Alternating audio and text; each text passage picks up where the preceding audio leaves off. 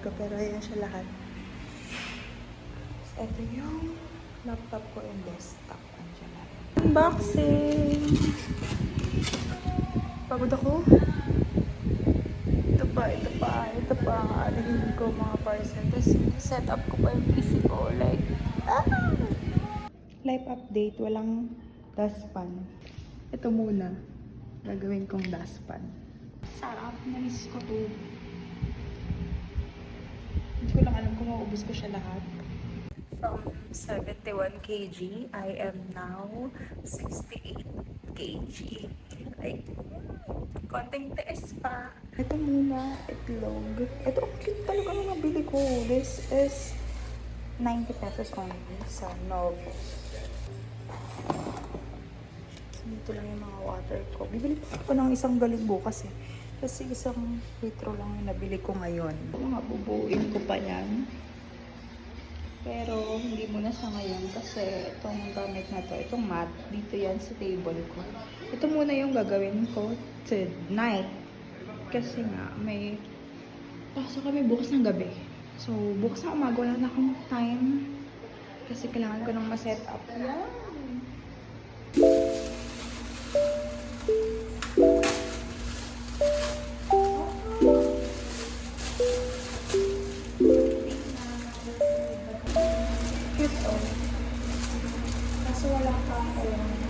Curtain rod. Bukas pa ata siya na-edit. So, bukas ko pa ito makakabot. Pero it's so cute. Ang cute ng print. Pink scallops yung natipid ko. Dalawa.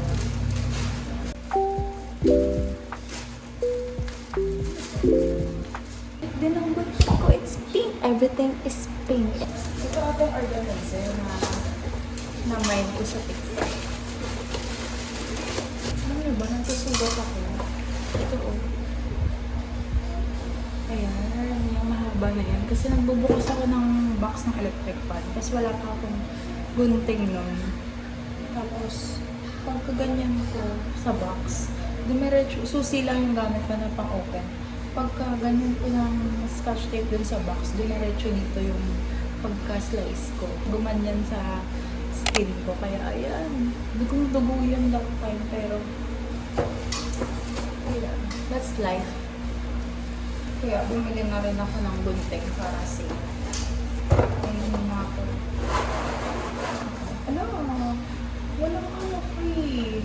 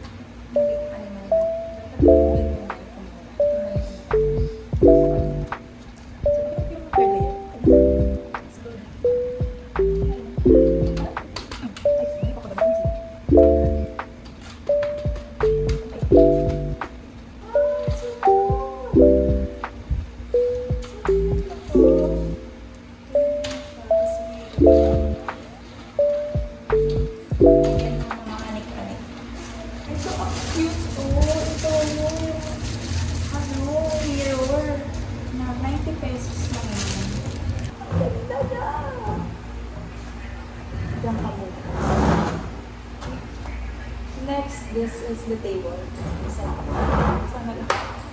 Sana lang ganyan lang din siya kabilis buuin. Sana walang mga screws ko kasi hindi ko kaya yun eh.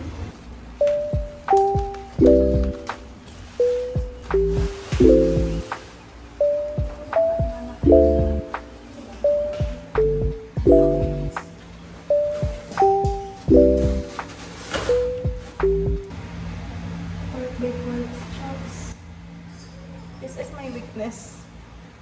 Ayaw magbuo-buo ng mga ganyan.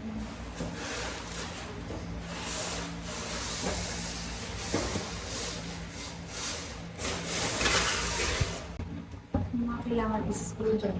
Sana wala mga screws ko kasi hindi ko kaya hindi. Wala na, dito na ito maayos. Yung weakness ko eh. Let's try. Malay mo naman, di ba, mabuo natin. Nakabit ko na yung isa. Pinukpok ko siya. Dapat pala pukpukin.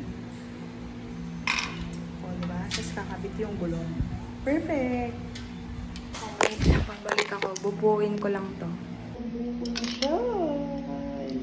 Tornilyo. Figure out ko lang siya kasi yung instruction, hindi ko talaga maintindihan. This is it, you guys. Kung hindi ko na alam kung saan siya ilalagay, so hayaan mo na kayo. That's the setup. Cute! Dahil na-set up ko na yung table ko, why not i-set up na natin lahat?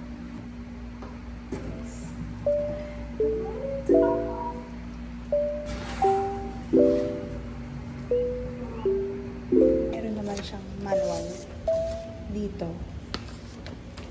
So, i-figure out ko yan later. Nakapit ko na. Wait lang, iaangat ko na siya.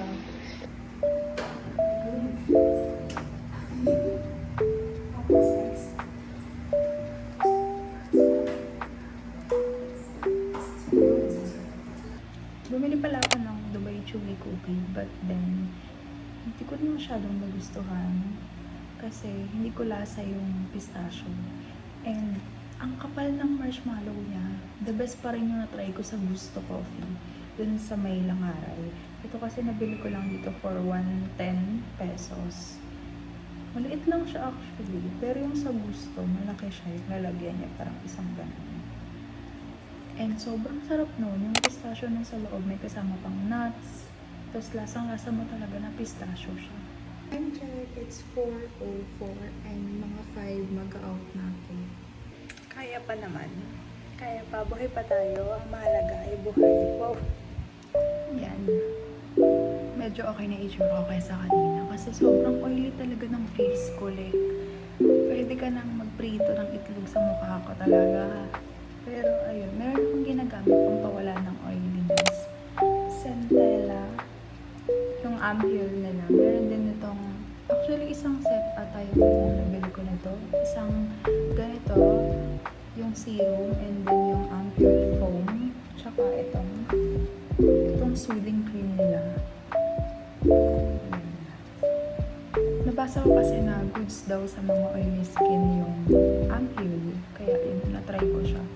Pero dati talaga, tinatamad na akong mag-routine na yun. Pero ngayon, wino-work ko na siya kasi mahalaga ang alagaan ng skin.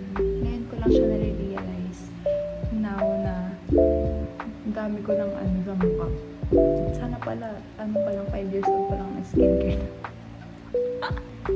And tapos na ako sa lahat ng task ko. Kasi meron lang kaming certain task for this work from home na time namin. And tatapos ko na siya. Yung naabot ko na yung goal ko for today. And naghintay na lang ako ng time para mag-out. Meron pa akong 1 hour. It's already 4:10 and mag-out ako ng 5. So mga 15 minutes na lang ang hinintay ko. And sobra akong napaproud sa sarili ko kasi what do you mean na na-set up ko to? Like, as someone na hindi masyadong tech savvy, hindi ko talaga magagawa to. Tsaka medyo eng-eng ako sa mga instruction. Aminado. Aminado naman ako na hindi ako masyadong magaling sa mga instruction na yan. Like, pag magbubuo ka ng mga parts ng computer, hindi ko yan magagets. So, yeah!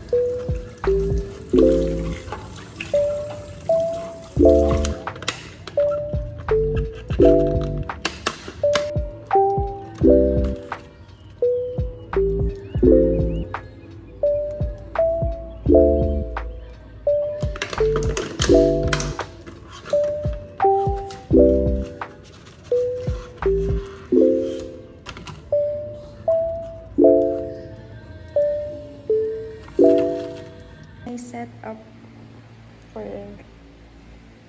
the whole day. Dito ako natutulog.